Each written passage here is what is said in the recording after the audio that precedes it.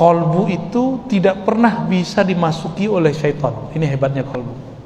Tapi kolbu bisa dimasuki oleh dunia dan wanita dan tahta.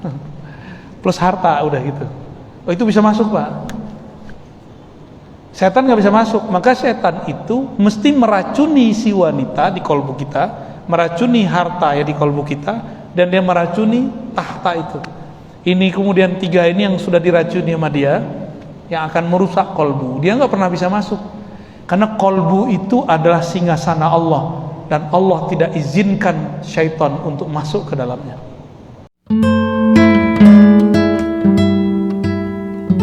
Doanya, saya mau berangkat ke Timur Leste, tapi saya takut. Apa kata guru? Ambil kertas, ditulislah di pojok kertas Allah, di pojok satu lagi Muhammad, terus dirobek, dibagi dua. Saya pegang Allah, kamu pegang Muhammad ya. Bergetar dia ngambil kertas itu, karena si kiai nulisnya dengan penuh kesyahduan, keyakinan. Jadi orang yang kenal Allah, jika dia nulis, tulisannya bercahaya, bercahaya di hati seseorang. Apa kata sang guru? Nak, pernahkah Nabi Muhammad merasa jauh dari Allah? Enggak pernah. Pernahkah seorang Muhammad berpisah dari Allah? Enggak pernah. Yaudah, ini kau ambil tulisan Muhammad, saya pegang Allah. Berangkat. Apa kata dia? Detik itu rasa takutku hilang, dan sampai selesai dia nggak pernah ada rasa takut. Tapi nanti Bapak jangan minta begitu ke saya ya, bahwa ini dong tulisan nggak laku, paling-paling saya robek-robek semua ntar tulisannya ya. Itu kan untuk orang yang sedang panik. Yang penting itu sebenarnya bukan tulisannya, tapi kalam-kalam yang tadi. Allah dan Muhammad berpisah nggak? Enggak. Nabi Muhammad selalu bersama dengan Allah. Dah, kamu pegang nama Nabi Muhammad, ingat-ingat cinta Rasulullah, Allah tidak berpisah darimu ya, nggak akan berpisah dari engkau. Nah ini dia. Karena orang ini cuma minta dituliskan doa atau kertas, pulang dari tugas kertasnya rusak, galaunya muncul lagi. Tulis-tulis sendiri nggak ada efeknya, Pak. Tulis Allah Muhammad bawa, nggak ada efeknya ya, karena dia kurang yakin kepada Allah Subhanahu wa ta'ala. Kok bisa tulisan seorang guru berkesan di hati murid? Ternyata gurunya seorang kekasih Allah. Kalau pimpinan punya orang kepercayaan, terus orang kepercayaannya bikin surat turun ke bawah, didengar orang kan ya, yang penting ada stempelnya, stempel dari pimpinan. Kalau di dunia zahir begitu, maka di alam rohani juga sama. Ini wali dapat stempel kewalian dari Rasulullah, terus nulis nama Nabi Muhammad, maka setan gak ada yang berani deket. Nah ini ilustrasinya ya. Kita lanjut ayatnya, ayat 25. Tu'ti ukulaha kulla hinin bi'izni rabbiha wa yadribullahu al-amthala lin-nasi la'allahum yatadhakkarun. Akar kalau dia subur, jika itu pohon rambutan, maka dia akan berbuah selalu. Pohon kurma dia berbuah selalu. Sudah lihat pohon rambutan tapi nggak berbuah, mau kita apain, Pak? Tebang aja kan? Kira-kira begitu. Sama halnya, punya badan, punya kolbu, punya pikiran, tapi tidak punya akar tauhid, itu bisa ditebas-tebas banyak orang. Inilah yang membuat banyak orang kalah dalam menghadapi dunianya, kalah secara mental. Itu akibat akarnya nggak kuat. Lalu ujung ayat ini mengatakan, pangkal ayat ini, tu'ti ukulaha kullahin. Kalau pohon sudah subur, maka dia berbuah teratur, bahkan setiap masa dengan izin Allah Subhanahu wa ta'ala. Maksudnya apa? Jika kalimat tauhid sudah berdiri di dalam diri kita, sudah tertanam, tertancap, maka buah-buah kalimah muncul dalam mulut. Kalau dia berbicara, pembicaraannya menenangkan kolbu. Jika dia berkalam, kalamnya tidak sombong. Jika dia memandang, tidak ada pandangan keangkuhan. Itu. Kalau dia bekerja dengan tim yang baik. Dia bukan meminta sesuatu dari orang, justru dia mengeluarkan buah-buahnya untuk diberikan kepada orang. Itu pohon-pohon kan nggak pernah nuntut kita, Pak, tapi dia mengeluarkan buah terus karena di bawahnya akarnya bagus. Maka prajurit yang oke, rohaninya bagus, kolbunya bening, itu pasti kerjanya tulus kepada Allah Subhanahu wa ta'ala. Ya, gampang dikatakan sih ya. Coba aja sendiri, Pak. Begitulah Allah membuat perumpamaan bagi manusia, ya. Nah, kalau dibalik gimana? Jika akarnya buruk, rantingnya, buahnya, daunnya nggak bagus. Jadi orang yang emang udah rusak di dalam, mau ditaruh di mana aja nggak ngefek. Orang ini rantingnya harus dipangkas dulu, terus itu akarnya dikasih pupuk yang cocok. Maka orang-orang yang nggak beres jangan dikasih jabatan dulu, tambah nggak beres. Ya, disekolahin dulu jiwanya, mentalnya, biar di dalam kolbunya itu ada tatanan yang bagus. Gitu. Kalau enggak nanti gimana? Dia nanti akan menyalahkan benalu, dia akan menyalahkan hama. Ketika dia tidak buah, dia salahkan. Kemudian ini tanah tidak subur, nggak sportif. Ini ciri-ciri orang yang akarnya tidak kuat, maka dia akan mencari kambing hitam. Ya, udah punya kawan begitu? Ada ya? Yang kelompok pertama punya juga? Ada ya? Jenis kedua ada nggak? Kalau kerja tim gagal, pasti dia nyari kambing hitam. Bener? Negara kita kan lagi begitu, Pak. Kalau debat nih, BNPT, Mapolri, TNI, itu saling nyala-nyalain kok masalah keamanan. Kata BNPT, Densus, kata Densus, BNPT itu seminar mulu. Kata TNI, ngurusin di Papua aja nggak beres. Kita aja yang maju, kan gitu. Ya, nanti kalau begitu nggak beres, tengkar mulu, masyarakat kan bingung. Kita mau bela yang mana nih? Kita pro yang mana? Padahal sama-sama NKRI. Nah, seharusnya akar mereka kuat, bukan saling nyalah-nyalahin gitu. Ya. Nah, di sini disebutkan kalau akarnya kurang bagus, maka hasilnya pun tidak bagus. Dia tidak lama bertahan di muka bumi.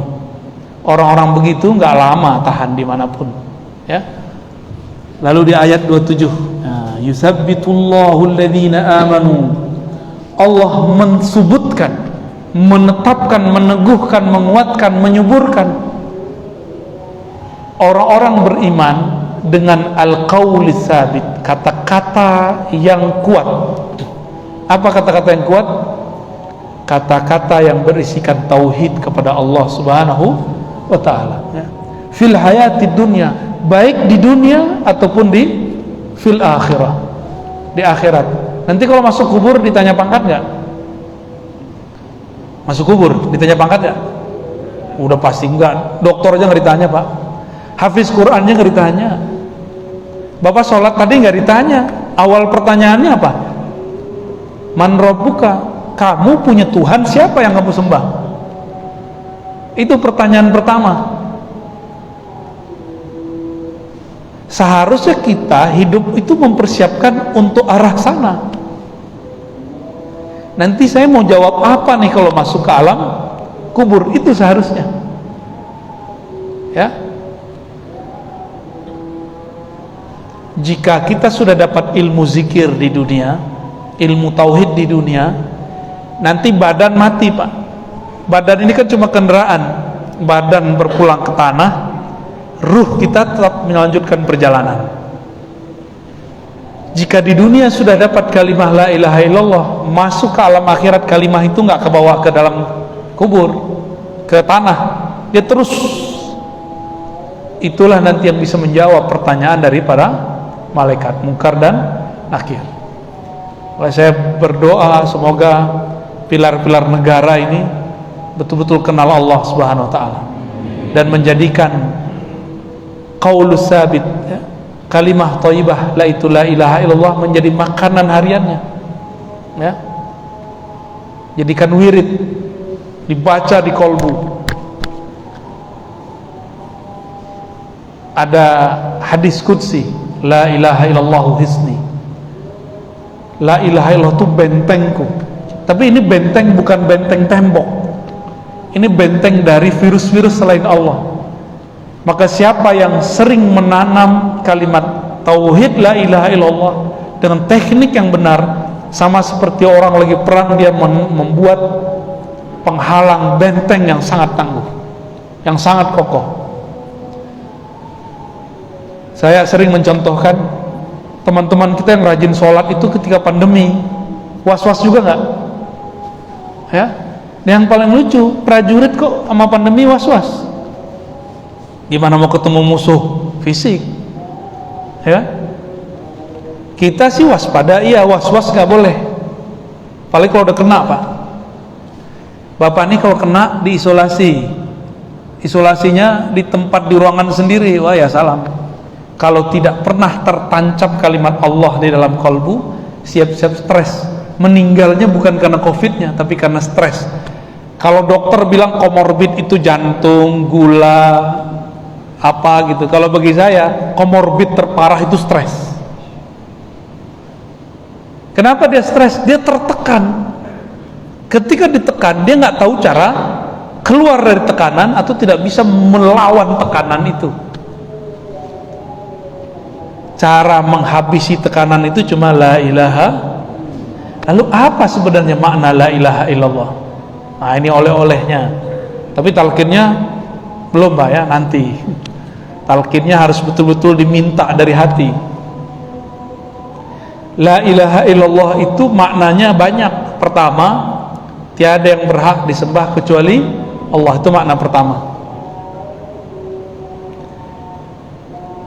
Dalam membaca ini ada dua jenis hamba, satu munafik, satu mukmin.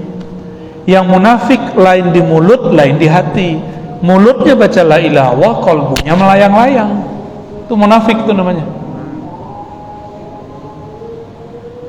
Maka supaya kita gak munafik, baca la ilaha illallah, maknai tiada yang aku sembah kecuali Allah. Tapi kalimat ini garing. Coba aja Pak, garing itu pasti. Rasanya tuh nggak ada. Nah, ada yang sudah ada punya rasa. Itu lafaz kedua. Nah, dua makna aja. La ilaha illallah berarti la fa'ila Allah. Tiada yang berbuat, yang berkuasa, yang mengatur alam semesta kecuali Allah. Saya sering mengilustrasikan, Bapak ini kan dulu waktu awal masuk kan badannya keren-keren, Pak, ya. Sekarang masih ada yang keren sih, keren dengan perut kelebihan, ya. Bisa nahan nggak Pak perut maju gitu? Nggak bisa kita. Dulu Bapak masuk nggak ada uban, sekarang udah ada uban kan? Bisa nggak nahan satu rambut nggak tumbuh, uban nggak tumbuh, bisa nggak? Jadi setinggi-tinggi pangkat Bapak ini tetap nggak bisa nahan satu uban. Terus kita hebatnya apa dong? Apa hebatnya kita kalau satu uban pun nggak bisa nahan? Ini jidatnya kan udah mulai keriput-keriput nih, nggak bisa nahan kan Pak? Itu memang sudah ketentuan Allah Subhanahu Wa Taala. Jadi hebatnya kita apa gitu? Nah, inilah makna la ilaha illallah. Tiada yang menumbuhkan satu rambut, yang mengatur semua di dalam badanku kecuali hanya Allah. Bahwa itu, rasakan itu. Nah, untuk latihan awal-awal ini oleh-oleh Pak.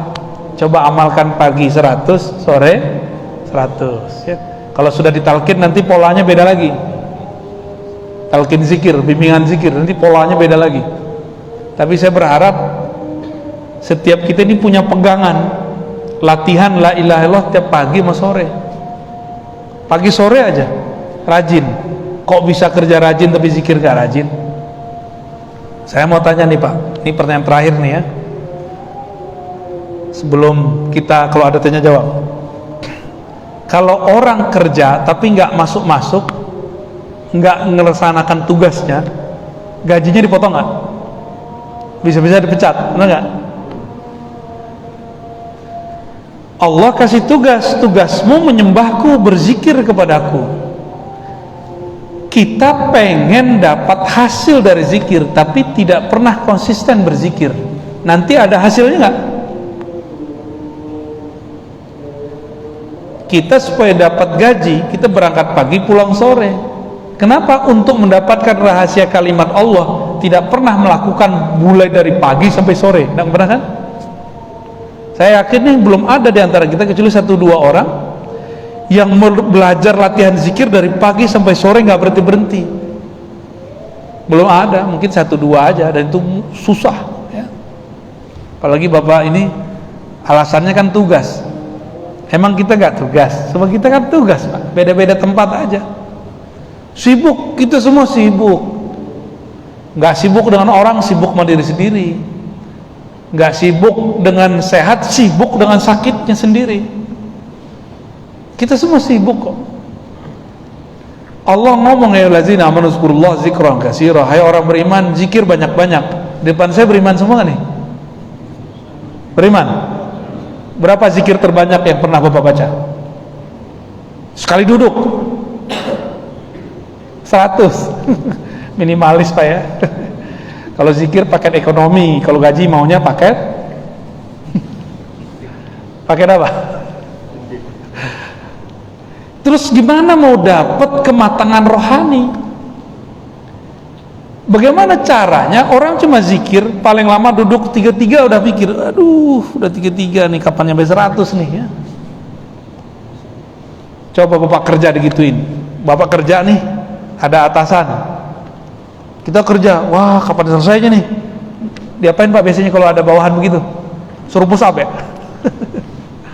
Dibentak-bentak paling. Allah kan gak suka bentak. Allah itu penyayang, pengasih. Dimaklumi sama Allah, ditunggu kapan kamu punya waktu. Maka karena Bapak Ibu ini sibuk, coba kalau zikir dimulai dari yang dikit-dikit. Tapi tenang, di akhir zaman ini ada zikir dibaca sekali tapi sama kayak sepenuh bumi. Dibaca sekali sama kayak selangit dan bumi. Tapi harus mengerti dulu rahasianya, baru bisa dapat rahasia itu ya. Dengan demikian saya berharap meminta kepada Allah, semoga saya dan kita semua termasuk hamba beriman yang banyak berzikir. Ciri munafik cuma satu yang paling jelas, la yazkurunallaha illa qalila, tidak zikir kecuali sedikit. Maka kebalikannya ciri orang beriman, dia zikir tapi banyak gitu ya. Barangkali itu Pak, ada yang mau didiskusikan, tanya jawab apa cukup? Oke. Salam. Kita diperintahkan untuk memperbaiki iman dengan banyak kalimat la ilaha illallah. Yang pertama, kemudian yang kedua, implementasi apa? Katakanlah kita berbuat apa yang kita bisa menguatkan kalimat la ilaha illallah dalam diri kita. La ilaha illallah ini kan keluarnya dari qalbu Rasul, ditransfer ke sahabat lewat lisan. Maka di zaman Rasulullah, Nabi mengatakan qulu la ilaha illallah tuflihun, katakanlah la ilaha illallah kalian akan menang. Ini kalau lagi rame-rame. Tapi untuk orang-orang spesial seperti Sayyidina Ali, Sayyidina Ali ini orang cerdas, pengen dekat kepada Allah tapi cara paling gampang, gak pengen cara-cara berat. Kalau suruh puasa Daud kan repot Pak ya, mau puasa Daud. Sayyidina Ali datang ke Nabi, nanya, wahai Rasulullah, tunjukkan aku, bimbinglah aku cara mendekat kepada Allah tapi cepat, gak ribet, gak muter-muter, gak kebanyakan wirid. Kan gak mau kan kebanyakan wirid kan, pada sok sibuk semua. Tapi sedikit dia melejit. Kalau dibaca sedikit, di sisi Allah banyak. Nah, ini permintaan Sayyidina Ali. Beliau berjasa memberikan pertanyaan itu kepada Rasulullah untuk kita semua. Apa kata Nabi? Oh mudah Ali, engkau berzikir kepada Allah sebanyak-banyaknya. Ya mohon maaf nih, antazkurullaha zikran katsiran, engkau banyak zikir. Sayyidina Ali ngomong, ya Rasulullah, kalau itu saya juga tahu, yang enggak saya tahu. Jadi sahabat-sahabat ini kadang-kadang memang ngeyel juga kalau minta ke Rasul ya. Sesekali kita boleh gitu sama guru, kalau itu saya udah tahu Pak Kiai, yang Pak Kiai punya gitu, yang Pak Kiai pakai gitu. Kata Sayyidina Ali, yang lebih aplikatif wahai Rasulullah. Nabi diam sejenak lalu manggil, ya dah Ali sini. Ini teknik. Nah, teknik ini cuma dalam talqin, tapi saya ceritakan aja. Pejamkan matamu, ikuti aku. Maka Nabi membacakan kalimat la ilaha 3 kali, Sayyidina Ali ikut membacanya 3 kali. Ini yang baca Rasulullah loh. Saya mau kasih perbandingan, ini kan 3 kali, diikutin 3 kali. Mau ngasih perbandingan, ada orang udah menghunuskan pedang kepada Rasulullah, menghunuskan pedang Pak. Terus orang itu bilang, siapa yang menjagamu dari pedangku? Jawaban Nabi apa? Allah. Langsung dia kemudian yang tadinya kenceng agak lemas. Siapa? Allah. Hampir lepas. Siapa? Yang ketiga dibaca Allah, orangnya pingsan. Pingsan langsung Pak. Tapi pingsannya kayak orang kena tabok, sadar lagi, habis jatuh bangun lagi. Habis itu dia pegang tangan Nabi, dia syahadat. Saksikan aku bersyahadat kepada engkau. Jadi Nabi kalau baca nama Allah udah sama kayak pedang. Nabi kalau baca nama Allah udah sama kayak tembakan. Allah dus gitu langsung. Kalimah ini cuma Allah sekali. Ke Sayyidina Ali dikasih la ilaha illallah, lebih dahsyat lagi 3 kali. Maka Sayyidina Ali itu pendekar, jawara, panglima yang tak terkalahkan di medan juang. Siapa yang perang dengan Ali pasti menang. Sayyidina Ali itu. Kenapa? Masuk energi la ilaha illallah di dalam dirinya. Inilah yang membuat Sayyidina Ali ini dikenal oleh kalangan orang debus, ilmu mereka dari Sayyidina Ali. Loh, kapan Sayyidina Ali ngajarin debus? Beliau itu hanya bersama dengan Allah yang Maha Sakti. Ali mah nggak debus. Buktinya waktu perang dulu pernah beliau luka, ketancap di punggungnya itu 3 panah. Pernah terjadi. Maksudnya gimana? Sayyidina Ali meminta kepada ahlinya, yaitu Rasulullah, kedahsyatan kalimat la ilaha illallah. Jadi harus diminta ke ahlinya Pak. Diminta, dipelajari. Ilmu ini nggak ada di pesantren, kecuali pesantren yang mengajarkan talqin zikir. Nggak ada di kampus IAIN. Walaupun di antara bapak ini ada perwira dari sarjana, mungkin SAG kali ya, sarjana alam gaib. Itu nggak dipelajari di kampus. Saya kan di kampus dari S1 sampai S3, nggak dipelajari kok. Yang dipelajari cuma teori, prakteknya nggak ada. Ya samalah kayak orang latihan perang, tapi belajarnya cuma di kelas, nggak pernah masuk ke hutan, nggak pernah ketemu musuh. Oh kalau ada perang, dia komentarnya kenceng, pas ketemu musuh ciut. Ya, sama lah kira-kira begitu. Itu kelompok munafik begitu Pak. Ya. Dan sekarang kelompok munafik itu banyak. Gitu Pak ya. Jadi minta ke ahlinya. Jangan minta ke salah orang. Ada lagi? Oke. Saya mau bertanya ya. Itu saya sering di media sosial menyikapi, saya menanyakan kolbu adalah tempat yang paling setan pun tidak akan masuk ke dalam dia. Ya. Nah, pertanda zikir la ilaha illallah tersebut, kalau misalkan seseorang cinta sama Allah pasti akan bilang seperti itu menjadi. Oke. Nah, bagaimana pertandanya seseorang tersebut sudah merasakan zikir la ilaha illallah terhadap dirinya itu? Baik. Wah, ini langsung nohok nih ya. Langsung nyodok Pak ya. Betul, ini mukadimah yang bagus. Kolbu, ini kajian kitab Awarif namanya. Mungkin Bapak ikut nonton. Kolbu itu tidak pernah bisa dimasuki oleh syaitan. Ini hebatnya kolbu. Tapi kolbu bisa dimasuki oleh dunia dan wanita dan tahta. Plus harta, udah gitu. Oh, itu bisa masuk Pak. Setan nggak bisa masuk, maka setan itu mesti meracuni si wanita di kolbu kita, meracuni harta ya di kolbu kita, dan dia meracuni tahta itu. Ini kemudian 3 ini yang sudah diracuni sama dia, yang akan merusak kolbu. Dia nggak pernah bisa masuk, karena kolbu itu adalah singgasana Allah, dan Allah tidak izinkan syaitan untuk masuk ke dalamnya. Dulu sebelum Nabi Adam dicipta, Iblis itu minta izin kepada Allah, ya Rabb, izin dong mau menguasai kolbu manusia. Marahlah Allah dalam hadis qudsi. Allah mengatakan, al-kibriya uridai, yang boleh sombong itu cuma aku, kamu tidak boleh sombong. Mau coba-coba menguasain kolbu hambaku, itu tempat aku memandang, tempat aku bersemayam, kira-kira begitu. Bersemayam jangan diartikan Allah menempati ya. Allah itu kalau mandang ke kolbu. Apa ciri-cirinya? Kalimah sudah masuk ke dalam kolbu. Nah, kira-kira gini Pak, Bapak punya anak, Bapak pengen anaknya pinter. Sederhananya gini, kalau saya sebagai guru, saya senang sekali anak saya kalau hafal Quran atau baca-baca kitab. Kita intiplah dia lagi baca Quran, ternyata dia hafal Quran tanpa melihat, dan hafalannya banyak. Saya girang, padahal saya ngintip. Atau Bapak ini senang seorang perempuan, kan sekarang ada aplikasi cara melihat orang yang mengunjungi akunmu. Nah, pas kita cek, wih ada dia, kita senang dia mengakses nama kita, gitu ya. Saya nggak tahu caranya Pak, tapi teman saya bilang itu ada caranya. Bener Cung?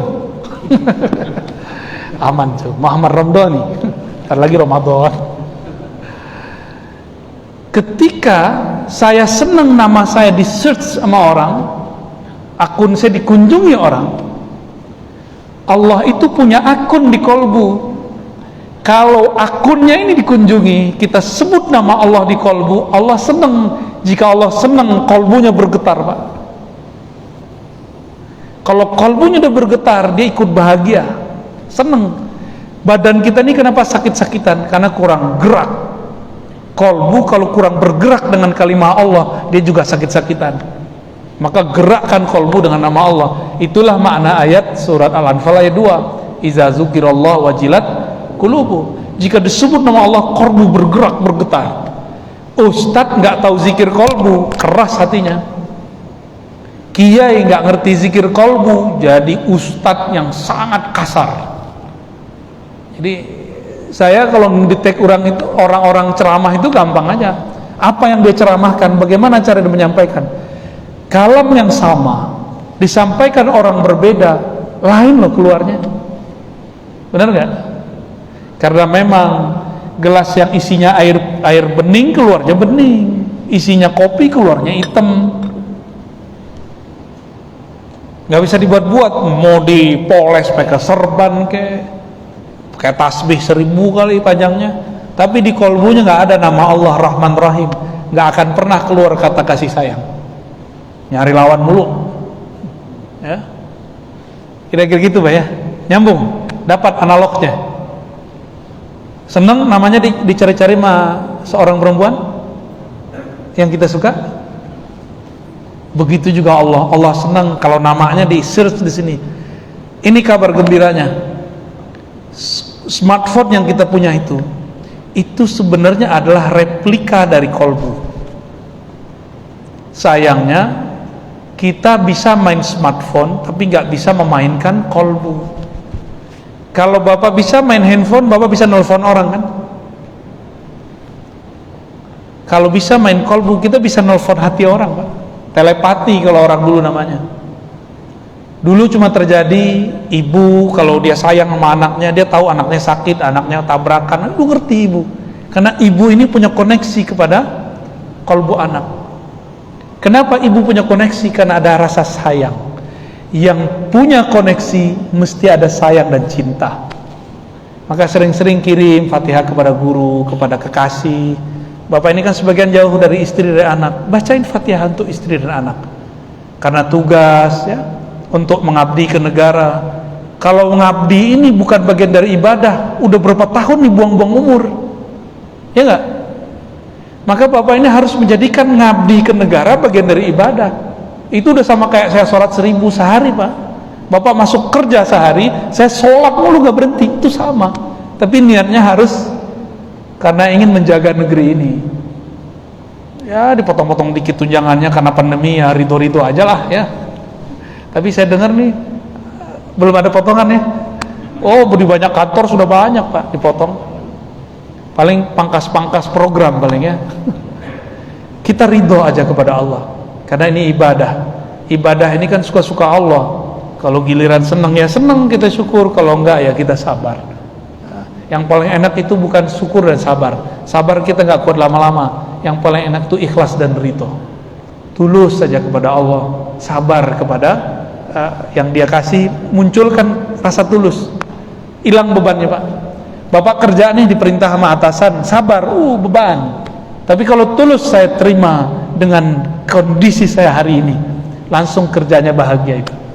Ya, tugas-tugasnya akan dikerjakan dengan penuh senang hati. Sholat kenal Allah, beda dengan sholat nggak kenal Allah. Seperti bapak ini dulu mau ketemuan dengan cewek cantik, karena udah kenal dia, janjian, semangat, apa aja disiapin, kalau perlu datang sebelum jamnya. Udah datang, dia telat 5 menit, rasanya 5 jam. Kamu kok lama sih gitu ya? Karena menunggu itu mah gak enak Pak ya. Coba dulu masa-masa naik angkot, masih ingat gak? Naik angkot samping kita udah jual, baunya bau minyak orang tua tuh ya, jorok, makan lagi di samping kita. 5 menit di atas angkot rasanya kayak 5 jam. Sama. Maka rasa di dalam itu bergantung kepada cinta. Bapak ini sudah lama bekerja, kalau cinta pasti rasanya sebentar. Kalau enggak ya pengen keluar mulu bawaannya. Ya. Ya, bener ya? Pengen keluar enggak? Baik, kira-kira itu yang dapat saya sampaikan. Semoga ini bermanfaat. Ini terima kasih nih udah disediain. Enak Pak. Semoga pengurus diberkahilah Allah, yang hadir dapat ridha Allah Subhanahu wa taala. Negeri ini tambah makmur, negeri ini tambah diridhai Allah, keamanan Allah beri untuk negeri ini dan yang mengurusi negeri ini dan rakyatnya semua. Mari kita bacakan surat Al-Fatihah. A'udzubillahi bismillah. Ya,